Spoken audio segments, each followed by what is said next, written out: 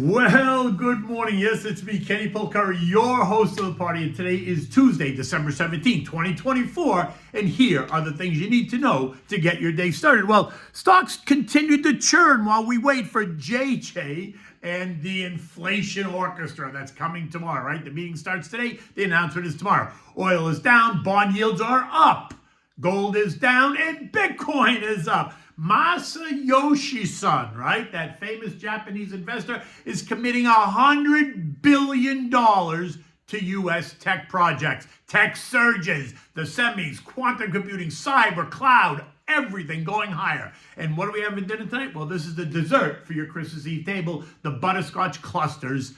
They are delicious. It's always one of my favorites. Now look, I'm on my way to New York City today for a couple of days. I'm going there on business. While I'm there, I'm going to appear on Fox Business with Liz Klayman tomorrow on Fed Day. And then on Thursday afternoon with Charles Payne. And then I'm back in Florida Thursday night, and I'll be on with Stuart Varney on Friday morning. So make sure you tune in. It's going to be all very exciting. Okay, so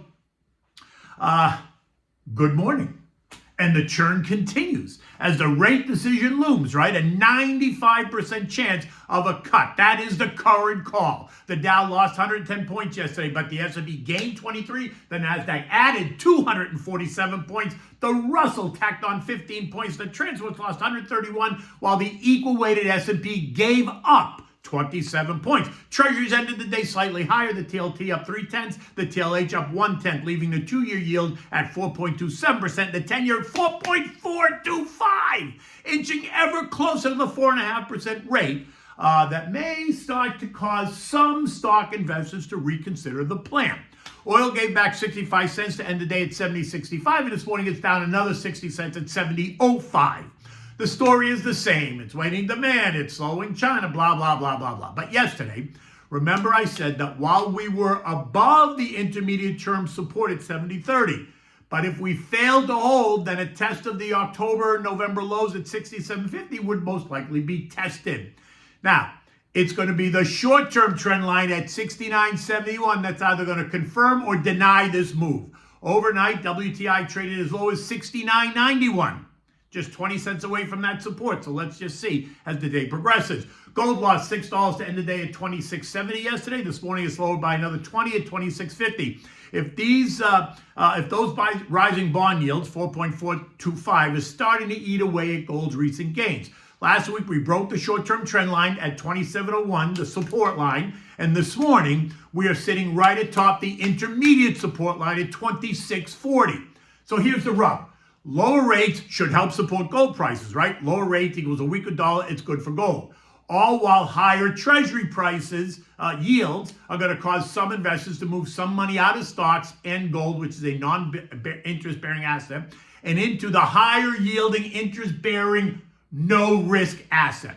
If we fail to hold the trend line support at 26.40, then the November low of 2600 would not be a surprise. Remember, gold's up 23% year-to-date, which is a big move for gold.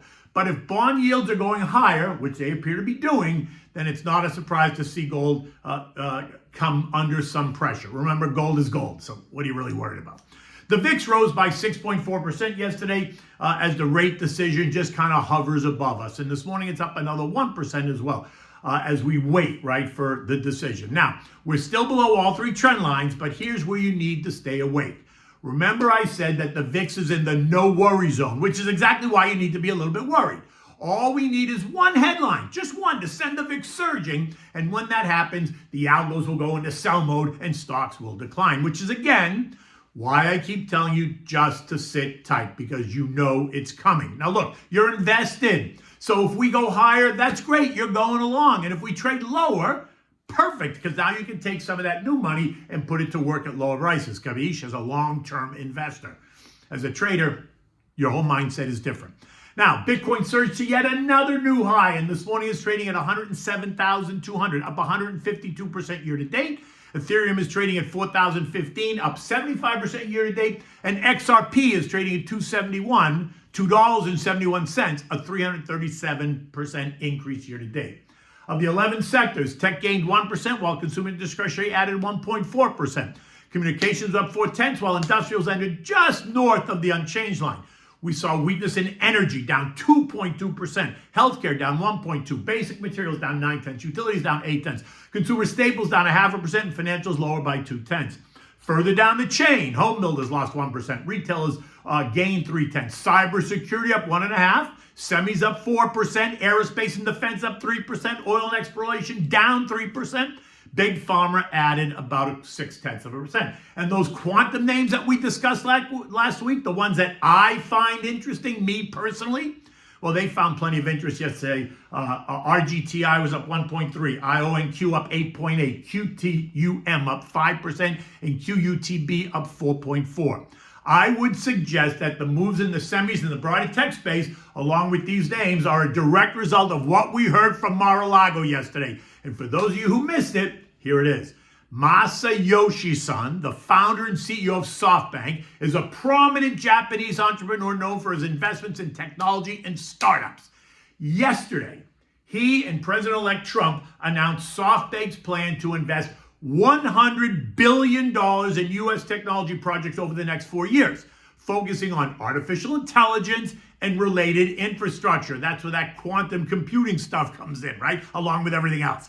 During the announcement, Son expressed increased confidence in the U.S. economy following Trump's election victory, referring to Trump as a double-down president and indicating his intention to double down on investments in the United States. The investment is expected to create approximately 100,000 new jobs in the U.S. President-elect Trump taking the moment to highlight the significance of this commitment, saying that it demonstrates strong confidence in America's future and will help ensure that emerging technologies are developed and grown within the U.S. And this also, by the way, includes cryptocurrencies, right? Look what's happened in that whole space.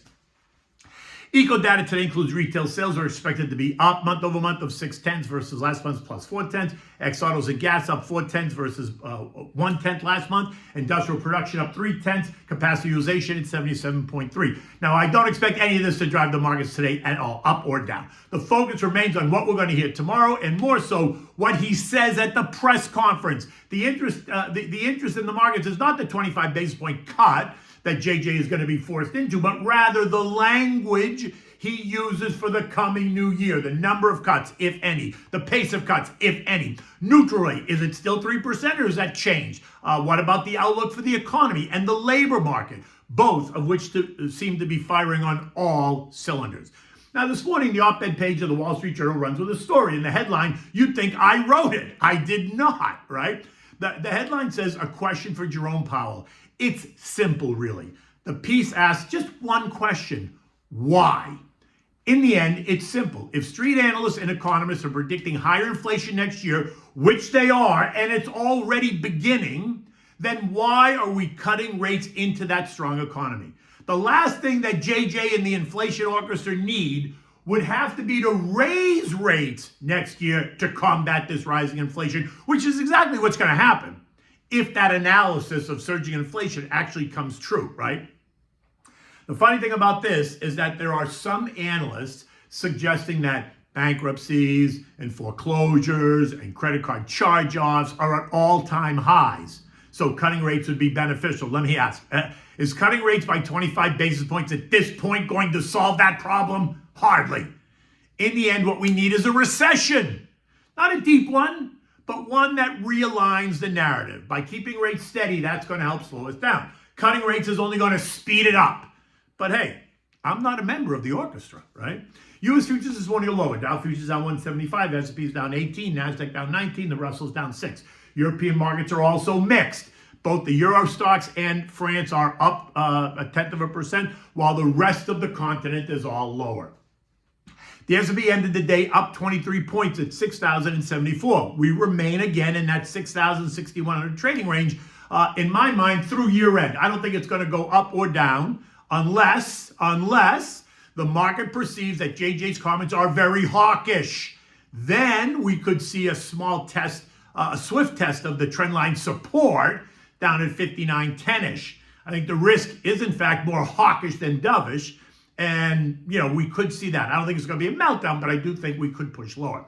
Again, at this point, I would let the portfolio ride at this late in the game, only by making last-minute changes due to tax issues and stuff. New money should be sitting in your government money market fund earning 4.25% while we just wait a couple of weeks until the new year, where I fully expect and hope for some early weakness to take the froth out.